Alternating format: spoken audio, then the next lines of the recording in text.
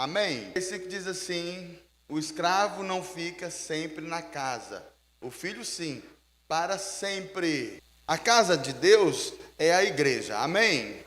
E não é o prédio, não é o nosso futuro prédio, não é esse prédio. A casa de Deus é a igreja somos nós vivemos a vida da igreja. E quando você é filho de Deus, a palavra está dizendo que o filho de Deus, ele fica para sempre na casa de Deus.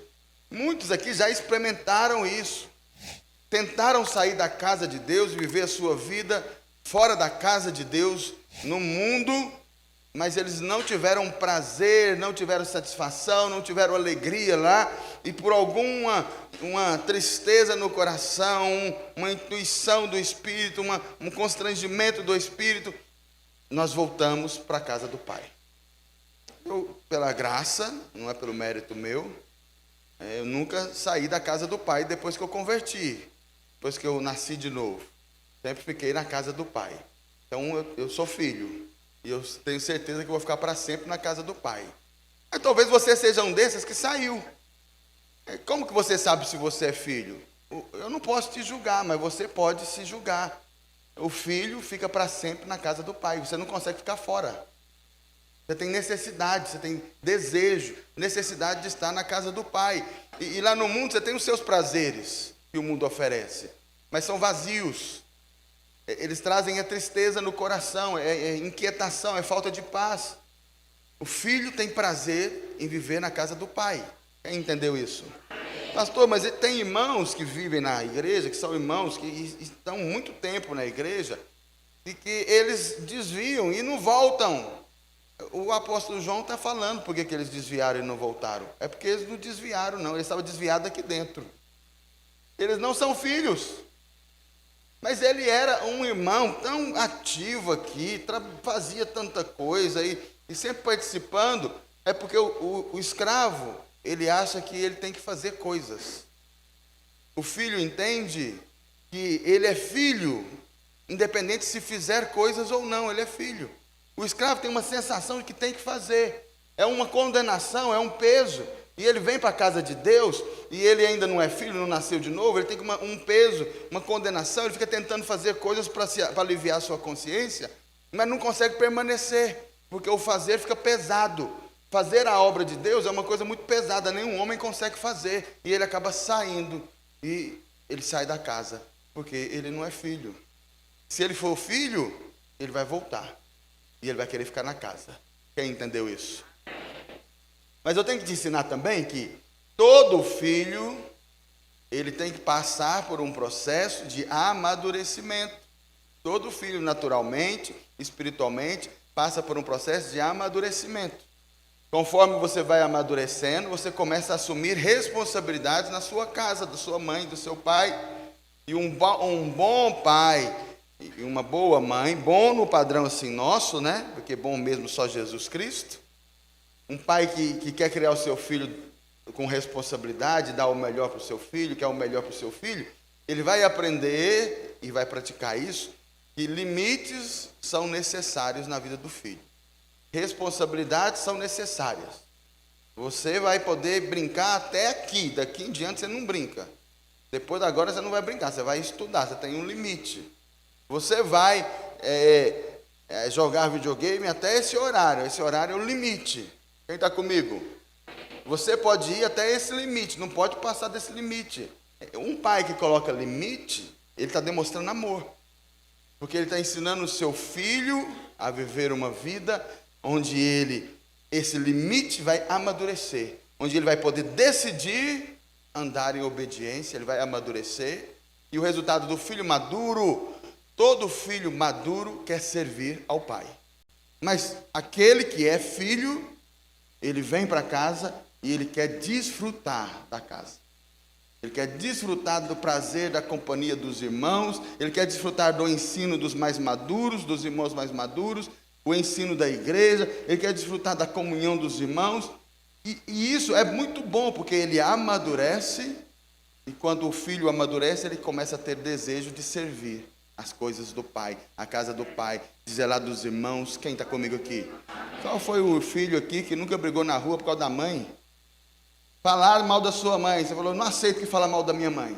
Você começou a criar um pouquinho de responsabilidade e você acha já que já é alguma coisa. Não aceito que fala mal da minha mãe. Às vezes você já brigou por causa do seu irmão mais novo, bateram nele lá na escola, e você foi lá e falou, se bater nele tem que bater em mim. Você está criando responsabilidade de filho. Quem está comigo? Amém. Começando a cuidar das coisas naturais da casa. Com Deus, na casa de Deus é assim também. Nós somos filhos, e o filho que vai amadurecendo tem prazer em servir na casa do Pai. Quem entendeu isso? Amém. Aleluia. Então, o grande sinal que você verdadeiramente é um filho é que você quer permanecer. Você permanece. Fala comigo, permanece. Eu tenho que permanecer. Fala comigo, eu tenho que permanecer. Deus não está querendo que você faça muitas coisas não, querido. Deus está querendo que você permaneça.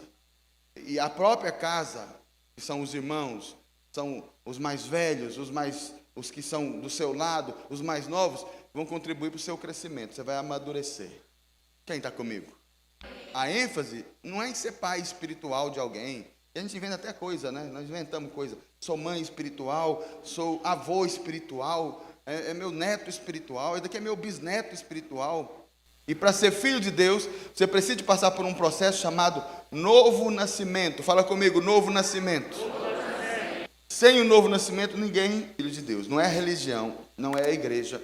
É o novo nascimento, é a experiência do novo nascimento que faz você se tornar, se transformar em filho de Deus. E o que é que eu preciso para nascer de novo, para passar pelo processo do novo nascimento? Você precisa de ouvir o Evangelho, acreditar nele e confessar ele com a boca. Não é toda a Bíblia que salva. Não é porque eu vou ler a Bíblia para você, ou você vai ler a Bíblia, que você vai se tornar filho de Deus. Um ensino específico. O Evangelho é o que salva. É no Evangelho que é o poder de Deus para salvar todo aquele que crê. E o Evangelho o que é? É a boa notícia de que Jesus Cristo é o Filho de Deus, e Ele veio, se fez homem e morreu por você, para que você não sofra. E Ele ressuscitou para te dar uma nova vida. Independente do texto da Bíblia que você lê. Estão comigo aqui? Agora, não precisa do encontro. Para nascer de novo, basta agora. Se você está ouvindo a minha palavra aqui, e você está aqui e não é filho de Deus ainda, não tem prazer na casa de Deus, ou se você está em casa aí agora e você não tem esse prazer na casa de Deus, basta você agora decidir entender uma coisa. Eu e você temos o pecado dentro de nós. E nós somos pecadores. E o salário do pecado é a morte. Você sofre por causa do pecado. Tem pecados que o sofrimento vem mais rápido. Mas todo pecado produz sofrimento. E a consequência maior do pecado é que você vai morrer. E quanto mais no pecado você estiver, mais rápido você morre. Você agora é filho de Deus. E como que eu vou ter certeza que você é filho de Deus? Os filhos permanecem na casa. Mas a Bíblia mostra também para nós alguns exemplos de homens que são referência na Bíblia, homens muito conhecidos, mas que não permaneceram na casa. E eles não permaneceram na casa por causa disso. O versículo está falando. Eles não eram filhos. Se não é filho, não consegue permanecer na casa. Hoje a casa de Deus é a igreja. Mas teve um tempo que a casa de Deus era um jardim. O jardim das delícias. E Deus colocou ali um homem, Adão. E Adão não permaneceu na casa. Ele foi despejado, ele foi expulso da casa. Ele não pôde permanecer. Mas não é que Deus quis tirar Adão, é que Adão não quis cumprir o que era necessário para permanecer lá. Então ele teve que sair da casa. Estão comigo? Adão não permaneceu no jardim porque ele não era filho. Ele foi criado por Deus, como todos nós, somos criaturas, mas ele teve que passar por uma experiência para se tornar filho. Deus falou com Adão numa linguagem que se fala com um jardineiro.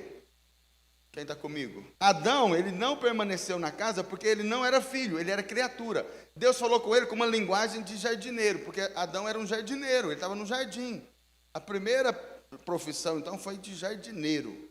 Adão cuidava de um jardim. Amém? Qual a linguagem? Deus chega em Adão e fala, está vendo essas duas árvores aqui no meio do jardim? Você pode comer de todas, mas uma dessas árvores você não pode comer. Uma chama árvore da vida. Outra chama a árvore do conhecimento do bem e do mal. A árvore do conhecimento do bem e do mal você não pode comer. Se comer, certamente morrerá. Quem está comigo?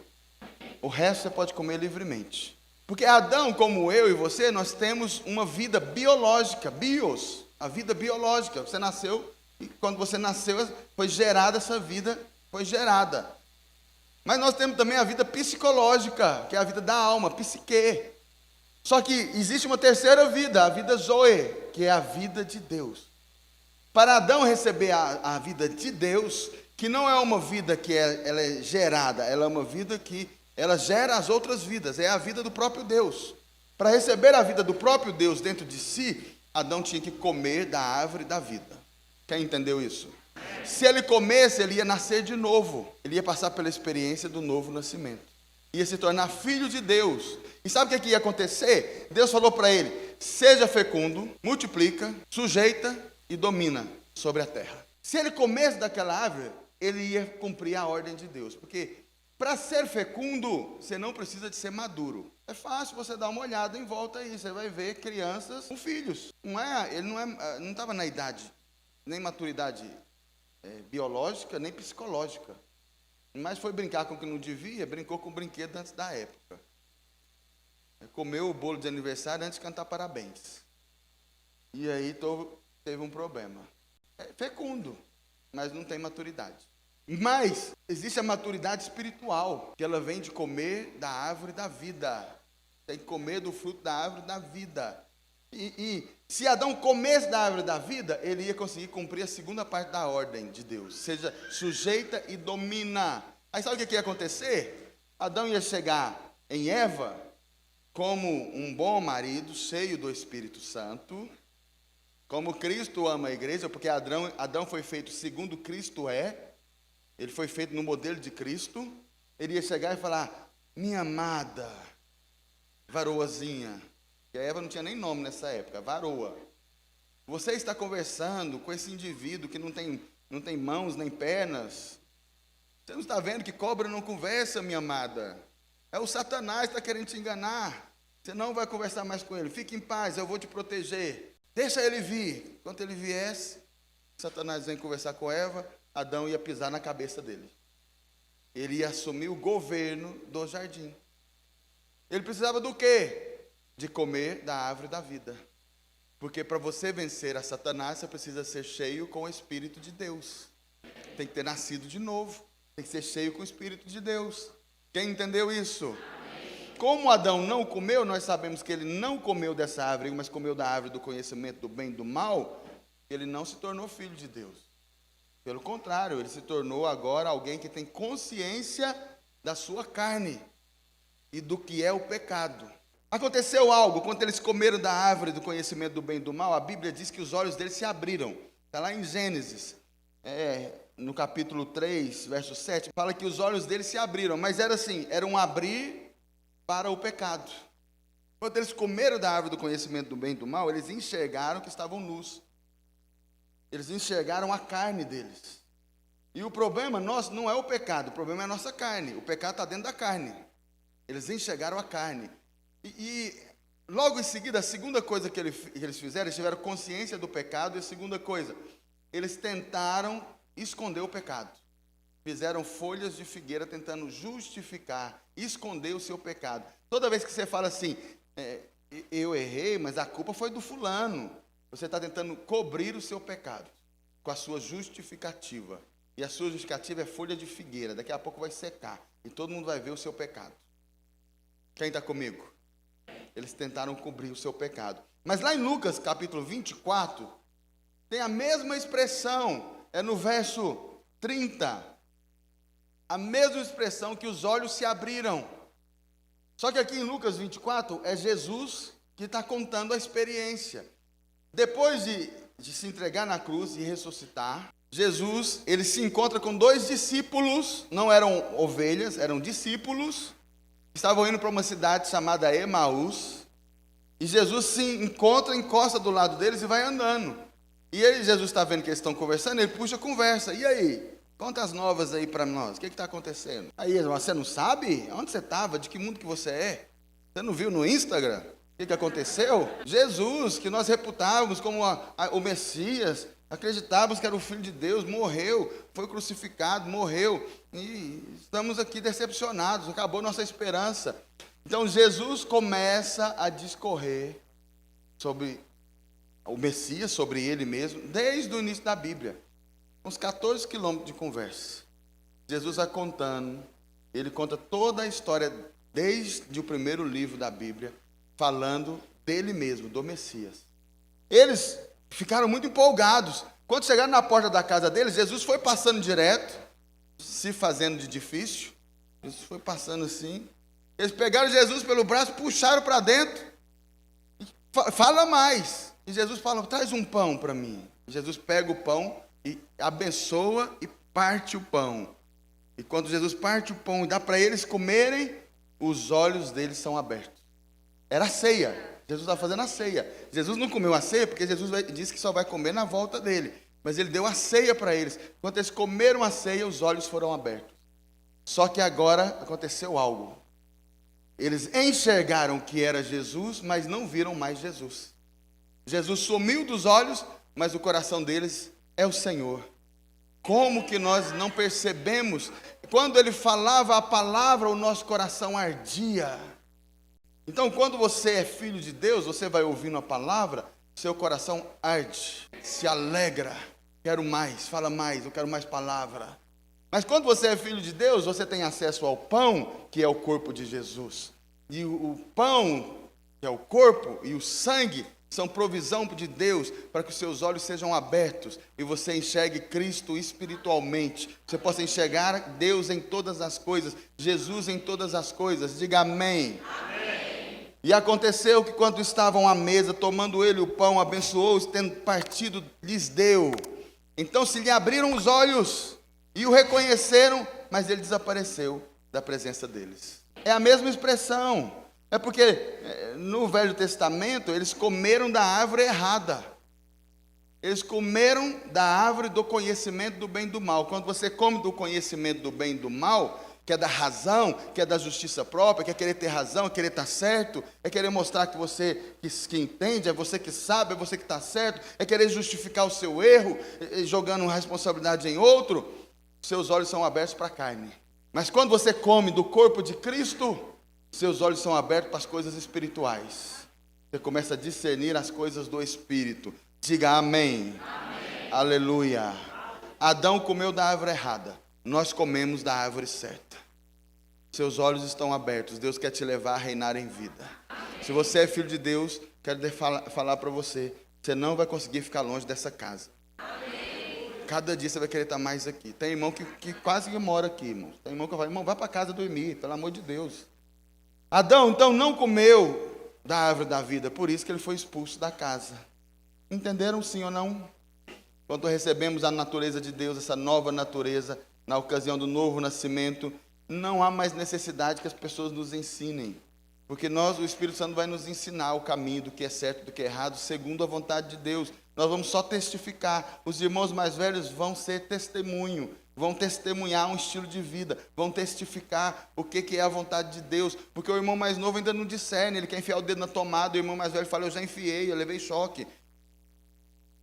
A mãe fala, não enfia, mas o mais novo quer enfiar, e o mais velho fala, não faz isso, eu já enfiei, eu levei choque. Não faz, não vai por esse caminho. Quem está comigo? Segunda pessoa que não ficou em casa, que eu quero contar para você, que também é o segundo na ordem bíblica, que é Caim, filho de Adão e Eva. Adão e Eva foram expulsos do jardim. Eles tiveram 2 filhos. Depois eles passaram pela experiência do novo nascimento, que eu vou contar para você aqui. Mas os filhos de Adão e Eva, Caim e Abel, eles foram fazer uma oferta. E a oferta de um foi aceita e a de outro foi rejeitada. A de Caim foi rejeitada. E depois dessa rejeição, Deus quis ajudar Caim, dando para ele o caminho dele ser aceito. Mas Caim não aceitou o caminho, ele não quis o caminho que Deus apresentou para ele, e ele então foi expulso da casa. Ele teve que ser exilado, tirado da presença dos pais, tirado da presença da família. Deus expulsou ele. Quem está comigo aqui? Segundo exemplo de alguém então que foi expulso é Caim. ele saiu, ele foi expulso da casa do pai. Ele não ficou em casa porque o caminho que Deus ensinou para Caim era o sangue do cordeiro. Preste atenção. Para Adão era comer da árvore da vida. Para Caim era acreditar no sangue do cordeiro. Porque depois que Adão e Eva pecaram, Deus tirou eles do jardim, mas Deus deu para eles um caminho. É o seguinte, Adão, eu disse para você, se comer dessa árvore certamente morrerá. Mas eu amo a sua vida, eu te amo. Mas eu não posso ser injusto, eu falei, o pecado tem que ter consequência, não pode ficar sem consequência. Mas eu te amo e por amor a você, eu não vou agora exterminar, aniquilar com a sua vida. Mas você vai sentir a dor do pecado. Um inocente vai morrer no seu lugar. Então Deus pega um animal de Adão, um cordeirinho, e vai e sacrifica na frente de Adão a primeira morte. E Adão sente aquela dor, ele entende que o pecado dele produziu aquela morte. Deus derrama o sangue, pega a pele do animal, coloca sobre Adão e sobre Eva, e agora Adão e Eva aprendem um caminho. E Adão e Eva ensinaram isso para os seus filhos, para Caim. Adão ensinou isso para Caim e Abel. E Caim e Abel, os filhos, vão ofertar, eles vão adorar a Deus, vão levar uma oferta para Deus. Por que eles iam levar uma oferta? Porque eles eram pecadores. E agora todo pecador precisa de derramar o sangue do inocente para continuar vivo. E eles vão fazer a oferta. Só que a oferta de Caim é rejeitada. Ele não levou o sangue do cordeiro. Ele pegou uma parte da lavoura de cereais. E a oferta de Abel é aceita. Porque Abel pegou a novilha e sacrificou e levou o sangue do cordeiro. Quem está comigo? Os dois foram adorar. Os dois eram adoradores. Mas somente uma adoração foi aceita. A de Abel. Porque a de Abel era segundo a vontade de Deus. Só é possível chegar na presença de Deus pelo sangue do cordeiro. Desde que Adão pecou até hoje, só é possível chegar na presença de Deus pelo sangue do cordeiro. Quem diz amém? Aleluia. Abel chegou na posição correta. E qual que é a posição correta? Para você se achegar a Deus, só tem duas formas que você pode fazer isso. A primeira forma é você chegar a Deus sem nenhum pecado. Nunca pequei, então eu tenho acesso a Deus. Eu vou falar, Ele vai me aceitar, e Ele vai estender a sua mão, seu cetro de justiça, e Ele vai me abençoar. Tudo que eu pedir, Ele vai me responder. Mas se houver em mim algum pecado, o pecador não pode chegar diante de Deus. Eu vou morrer. Se eu quiser, em pecado, chegar diante de Deus. Então, eu posso dizer, ninguém aqui consegue chegar diante de Deus. Porque todos nós temos pecado. Quem entende isso? Então, tem a segunda forma, a segunda posição para chegar diante de Deus. É pelo sangue do Cordeiro. A primeira não é para nós, só Jesus conseguiu. A segunda forma é crendo no sacrifício de Jesus. Um adorador verdadeiramente é aquele que chega diante de Deus, não é cantando música bonita, não. Tem irmão que canta muito bonito. Você fala, esse irmão é um adorador. Aí ele fecha o olhinho assim, levanta a mão e fala, olha que adoração bonita. Não tem nada a ver com música, nem com posição física. Tem a ver com posição espiritual. O verdadeiro adorador entende e acredita no sangue do Cordeiro. Jesus morreu para perdoar os meus pecados. Eu tenho em mim o pecado, sou pecador e mereço a consequência do pecado. Mas a graça me alcançou, Jesus perdoou os meus pecados e eu tenho acesso ao Pai por causa de Jesus Cristo. Quem está comigo? O pastor amigo meu ficou também triste porque falaram mal dele. Falaram que ele era doido. Ele é doido. Ele não é certo, não. Ele é doido, ele é esquizofrênico. E ele me ligou triste. Me falaram isso, você acredita? Ele me chama de Luciano. Luciano, você acredita? Falei, acredito. E aí, o que eu faço? Agora seja feliz. Agora todo mundo já sabe que você é doido mesmo, meu filho. Vai dar suas aulas feliz. Seja feliz. Esse irmão que falou mal de você te libertou. Eu não tinha coragem de te falar, mas ele já contou. Mas como assim? É doido? Presta atenção, filho. Vem aqui olhar o horário de oração dessa igreja aqui. Passa aí na porta para você ver. É um sanatório esse negócio aqui.